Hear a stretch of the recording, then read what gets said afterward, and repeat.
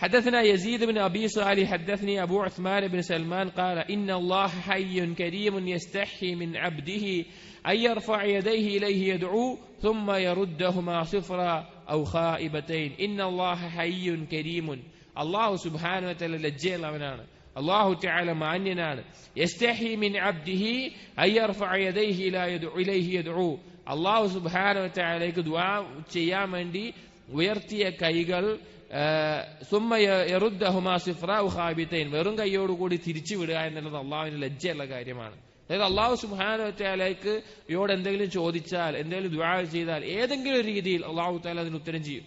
ഒന്ന് ചോദിച്ച കാര്യം നൽകും, അല്ലെങ്കിൽ അതിനേക്കാൾ ഉത്തമമായി നൽകും, അല്ലെങ്കിൽ ഏതെങ്കിലും വിപത്തിൽ നിന്ന് രക്ഷപ്പെടുത്തും, അല്ലെങ്കിൽ പരലോകത്തേക്ക് അത് ഉപകാരപ്പെടുത്തുന്ന രീതിയിലാകും. അങ്ങനെ ഏതെങ്കിലും തരത്തിൽ അള്ളാഹു തആല അതിന് ഉത്തരം ചെയ്യും. നമുക്ക് മനസ്സിലായിക്കൊള്ളുന്നില്ല. അപ്പൊ അള്ളാഹു സുബ്ഹാനഹു വതആലയോട് തേടുന്ന ആ തേടൽ അത് വെറും കൈയോടുകൂടി ഒന്നും നൽകാതെ മടക്കി വിടാൻ അള്ളാഹു ലജ്ജിക്കുന്നു. അത്രത്തോളം മാന്യതയുള്ളവനാണ്, അത്രത്തോളം കാരുണ്യമുള്ളവനാണ്.